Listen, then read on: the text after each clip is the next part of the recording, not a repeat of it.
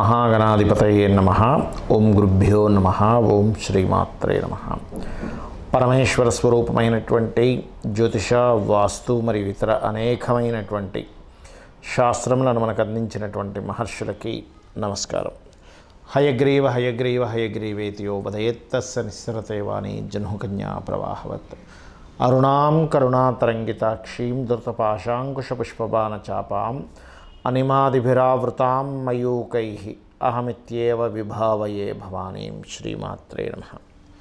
ప్రేక్షకులకి ఆ లలితాంబిక అమ్మవారి యొక్క అనుగ్రహం పరిపూర్ణంగా కలగాలని మనస్ఫూర్తిగా కోరుకుంటూ మనం ఈరోజు కాందాయ ఫలము ఈ యొక్క మొదటి 4 నెలలు మనం ఆల్రెడీ చెప్పుకున్నాము ఉగాది సమయంలో. ఇప్పుడు మరలా మనకి ఆగస్టు 9 నుంచి డిసెంబర్ 9 వరకు ఉండేటువంటి 4 నెలలు నక్షత్ర వారీగా ఒక రాశిలో 3 నక్షత్రాలు ఉంటాయి.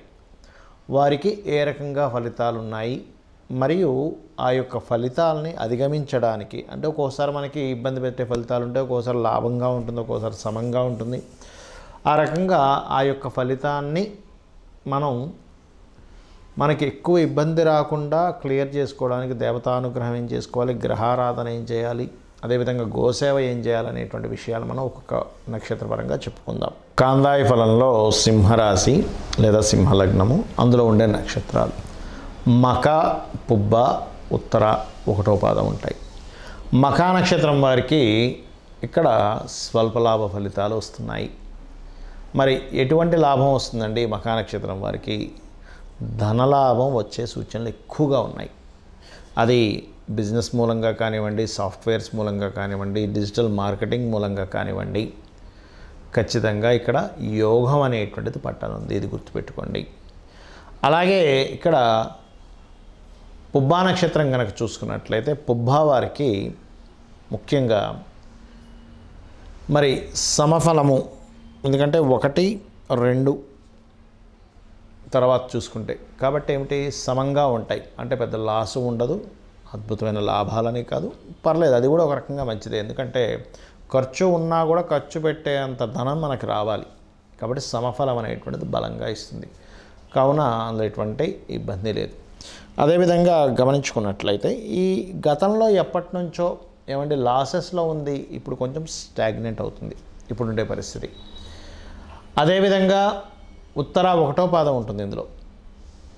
ఇక్కడ మాత్రం వీరు కాస్త జాగ్రత్త చూసుకోవాలి. ఏ విషయంలో ఇక్కడ శూన్య ఫలం చూపిస్తుంది అనేటువంటిది. ఇక్కడ ఒక్కొక్కసారి చూడండి, మనం ఎంతో కష్టపడతాం కానీ గుర్తింపు రాదు. ఒక్కోసారి మనం చాలా తక్కువ కష్టపడ్డా కూడా వెంటనే గుర్తింపు వస్తుంది. అంటే మీకు ఎక్కడైనా సరే గుర్తింపు లోపం ఉంది అంటే మీరు ఈ విషయంలో జాగ్రత్త పడండి అని చెప్పడం అన్నమాట. ఈ జాగ్రత్త మరి దీనికి ఏమిటండి, ఏం చేయాలి? సూర్య నమస్కారాలు, ఆదిత్య హృదయ పఠనం, సూర్యభగవాను చూస్తూ అర్ఘ్యం వదలడం, ఇవి చేయాలి. అయితే ఓవరాల్గా ఈ యొక్క సింహలగ్నం కానీ సింహరాశి వారికి కానీ ముఖ్యంగా మీరు చేయవలసింది ఏమిటి అంటే 2లో కేతువు యొక్క సంచారం జరుగుతుంది కాబట్టి ధనాభివృద్ధి కోసము కేతుగ్రహం దగ్గర దీపారాధన చేస్తూ మీరు దగ్గరలో గణపతి ఆలయం కనుక ఉన్నట్లయితే గణపతి ఆలయానికి నిత్యము వెళ్ళండి. మీకు వచ్చే ప్రతి రూపాయి కూడా గణపతికి చెప్పుకుంటూ మీరు ఖర్చు పెట్టండి లేదా తీసుకుంటూ ఉండండి. 100% మీ యొక్క ధనయోగం అనేటువంటిది పెరిగి తీరుతుంది. ఇక రెండవది, 7వ స్థానంలో ఉన్నటువంటి శని భగవానుడు వక్రిస్తున్నాడు. అంటే పార్ట్నర్స్ కానివ్వండి, లేకపోతే ఇంకెవరైనా మీకు క్లోజ్గా ఉండేటువంటి జీవిత భాగస్వామి దగ్గర నుంచి, బిజినెస్ పార్ట్నర్స్ దగ్గర నుంచి మార్పు అనేది చూపిస్తుంది. అంటే మా కొద్ది పార్ట్నర్షిప్స్ అని వెనక్కి వెళ్ళడం కానీ ఇట్లాంటివి చూపిస్తుంది. అయితే ఈ 6లో వచ్చిన శని ఏం చేస్తాడంటే జీవిత భాగస్వామికి విదేశీ యోగాన్ని ఇస్తాడు, మరియు కాస్త రుణ యోగాన్ని కూడా ఇస్తాడు. అంటే అప్పు చేయడానికి, అప్పు పొందడానికి స్కోప్ పెరుగుతుంది. అలాగే మరొక విషయం ఏంటంటే ఇక్కడ దీంతోపాటు ఈ అష్టమ రాహు వాహనాల మీద వెళ్ళేటప్పుడు కాస్త జాగ్రత్తగా ఉండాలి. స్వప్నాలలో సింహలగ్నం వారి సింహరాశి వారికి కొంచెం స్వప్నంలో ఏదో ఇబ్బంది వస్తుందన్నట్టుగా సూచనలు వస్తాయి. అలాంటప్పుడు మీరు చేయవలసింది ఏమిటి అంటే గజేంద్ర మోక్ష ఘట్టాన్ని వినడం కానీ చదవడం కానీ చేయండి, ఖచ్చితంగా బాగుంటుంది. అయితే ఇక్కడ ఏంటంటే గురువు యొక్క దృష్టి 4వ స్థానం మీద ఉన్నందుకు భూ గృహ వస్తు వాహన యోగాలు బ్రహ్మాండంగా ఉన్నాయి. మీరు చేయవలసినటువంటి మంత్రం ఏమిటి ముఖ్యంగా జయ గురుదత్త, శ్రీ గురుదత్త, ఓం మహాగణాధిపతయే నమః అని చేసుకుని అన్ని విధాలు బాగుంటుంది. ఈ కాందాయ ఫలాలు కానివ్వండి, రాశి ఫలాలు కానివ్వండి, మాస ఫలాలు కానివ్వండి, వార ఫలితాలు ఏవైనా కానీ ఒకటే గుర్తుపెట్టుకోండి, వీటన్నిటికంటే అతి ముఖ్యంగా మీరు చూసుకోవాల్సినటువంటిది మీ జన్మజాతక ఫలితం.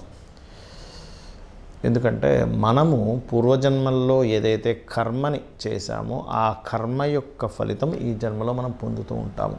మరి ఈ జన్మలో చేసేదండి, ఈ జన్మలో చేసే కొన్ని మంచి పనులు, సహాయం చేయడం, మాట సహాయం కావచ్చు, లేకపోతే ఇంకేదైనా సరే ఎవరికైనా పుస్తకాలు ఏమంటే ఇచ్చినవి కావచ్చు, అది కూడా కొంతవరకు మనం అనుభవిస్తూ ఉంటాం, ఇక్కడ అనుభవించమని కాదు. కానీ మనం ఎటువంటి పుణ్యకర్మ చేసినా నెక్స్ట్ జన్మలోకి వెళ్తుంది. అది 12 ఫైల్స్గా మారుతూ ఉంటుంది.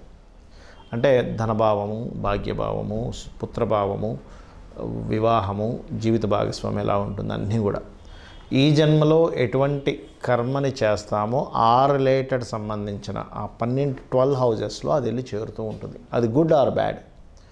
అందుకే మీరు ఏం చేయాలి, మీ యొక్క పర్సనల్ చార్ట్ ముఖ్యంగా చూసుకోండి.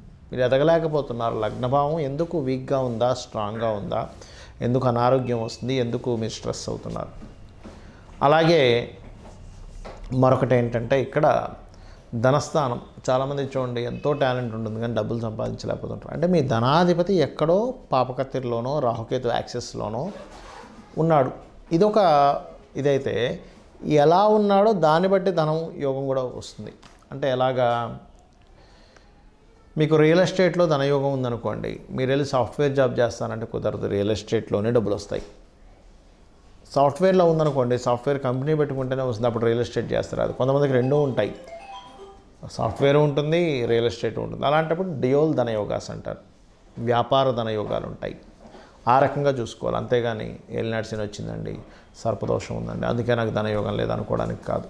అయ్యో ఆ ఇబ్బంది, ఆ దోషం ఉంటుంది కాదనట్లేదు, కానీ దానికి సంబంధించిన పరిహారం చేసుకొని మార్గం వెతుక్కొని వెళ్ళిపోవాలి. ఎలా అంటే మనం ఒక ప్రదేశానికి వెళ్ళాలి, కూర్చొని ఆలోచిస్తున్నంతసేపు వెళ్ళలేం. సరే కాసేపు ప్లానింగు వెళ్ళడానికి ఏమిటి అని చెప్పి చూసుకోవచ్చు, కాసేపు మీరు ఆలోచించవచ్చు. కానీ చాలామంది తెలియక జీవితాంతం ఆలోచిస్తూనే ఉంటారు.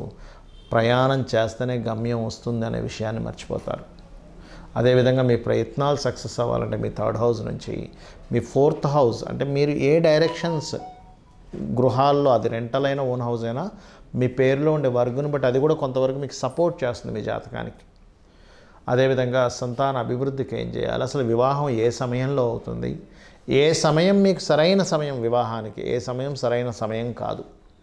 అదేవిధంగా ఉద్యోగ సంబంధించిన విషయాలు కానివ్వండి, వ్యాపార సంబంధించినటువంటి విషయములు కానివ్వండి, మీ యొక్క పర్సనల్ చార్ట్లోనే ఉంటాయి, గుర్తుపెట్టుకోండి. అంటే ఏ వ్యాపారం చేయాలి, ఏ వ్యాపారం ద్వారా డబ్బులు వస్తాయి, ఏ ఉద్యోగం, అంటే ఉద్యోగం చాలామంది చిన్నపిల్లల జాతకాలు చిన్నప్పుడు మొట్టమొదటిగా చూసుకోవాల్సింది కేవలం ఎడ్యుకేషన్, అంటే ఎడ్యుకేషన్ హౌస్ మాత్రమే చూస్తారు. అలా కాదు, మీరు వృత్తి సంబంధించినటువంటిది ఏది ఉంది, ధన సంబంధించింది ఏది ఉంది కూడా పరిశీలన చేసుకోవాలి. ధనము, వృత్తి, ఇప్పుడు చూడండి ఎవరు టైంపాస్కి చేయరుగా, ఎడ్యుకేషన్ కూడా ఇవాళ రేపు ప్రొఫెషనల్గా ఆ యొక్క ప్రొఫెషన్ తీసుకోవడానికి చేస్తారు. ఆ ప్రొఫెషన్ తీసుకోవడానికి చేస్తున్నాము అన్నప్పుడు మరి దానికి సంబంధించినటువంటిది మనం చేయాలి. అలాంటప్పుడు ముఖ్యంగా ఏంటంటే మీరు ఒకటే గుర్తుపెట్టుకోండి, మీ యొక్క జన్మజాతకంలో ధనాన్ని, ప్రొఫెషన్ని ఏ గ్రహం ఇస్తుందో దానికి ఫస్ట్ ప్రయారిటీ ఇవ్వండి. విద్య అనేటువంటిది అది ప్రొఫెషన్గా మారాలని రూల్ లేదు, క్యాజువల్గా నేర్చుకోవచ్చు, దాంట్లో టాలెంట్ పొందొచ్చు, ఆ యొక్క విద్య మీకు రావచ్చు. మనం నేర్చుకున్న ప్రతిదీ ప్రొఫెషన్గా మారాలని లేదు, గుర్తుపెట్టుకోండి. కానీ ప్రొఫెషన్గా మారాలనుకున్నప్పుడు మాత్రం ప్రొఫెషనల్గా ఇచ్చే గ్రహాలు ఏమిటో వాటిని పట్టుకోవాలి. అలాగే లైఫ్లో ఆకస్మిక సంఘటనలు, టర్నింగ్ పాయింట్స్ అంటారు, ఆ యొక్క టర్నింగ్ పాయింట్స్ కానీ ఆకస్మిక సంఘటనలు కానీ ఇవన్నీ కూడా ఏంటంటే మీ యొక్క జన్మజాతకంలో ఎప్పుడు ఎక్కడున్నాయనేటువంటిది చాలా స్పష్టంగా తెలుస్తూ ఉంటుంది. ఇక మీరు ఇవన్నీ నాకు తెలియవు, శరణాగతి అంటారు, అంటే నాకు ఇవేమీ తెలియవు, ఈ దుఃఖము, బాధ బాగా కలిసి రావడం, కలిసి రాకపోవడం ఇవన్నీ నాకు తెలియదు, నువ్వు ఉన్నావు అమ్మా, నీ యొక్క అనుగ్రహం ఇదంతా కూడా అని అనుకుంటూ వెళ్ళిపోతూ ఉంటే దానంత గొప్పది మరొకట్లేదు. అంటే మన జన్మజాతకంలో ఎలా ఉన్నా కూడా మనం భగవంతుని ఆరాధిస్తూ భగవత్ నామస్మరణ చేసుకుంటూ మన పని మనం ధర్మంగా చేసుకుంటూ వెళ్తూ ఉంటే అమ్మవారే తను చూసుకుంటూ ఉంటుంది, సొంత తల్లి బిడ్డను చూసుకున్నట్టుగా. కాబట్టి మీరు ఇవి తెలుసుకొని మీ యొక్క నిత్య జీవితంలో, ఎందుకంటే ఇక్కడ చాలామందికి ఏమనిపిస్తుందంటే మరి ఇవన్నీ మరి ఈ గోచార ఫలితాలు ఎందుకు చెప్పుకుంటున్నామండి, కాందాయ ఫలితాలు ఎందుకు చెప్పుకుంటున్నామండి అంటే, ఇప్పుడుండే బయట ఉండే వాతావరణాన్ని బట్టి మనం ఎలా ఎదుగుతాము, బయట ఉండే మార్కెట్ని బట్టి మనం ఎలా బిజినెస్ని స్ట్రాటజీస్ మార్చుకుంటాము, ట్రాఫిక్ని బట్టి మనం డైవర్షన్స్ తీసుకుని వేరే రూట్ నుంచి వెళ్ళి చేరుకుంటాము. ఇది కూడా అంతే. అంటే ఇప్పుడు గోచార ఫలితాలు ఇలా ఉన్నాయి, కాందాయ ఫలితం ఇలా ఉంది, కాబట్టి ఈ రకంగా మీరు ప్లాన్ చేసుకోండి అని చెప్పేది ఈ యొక్క గోచార ఫలితాలు. శ్రీమాత్రే నమః.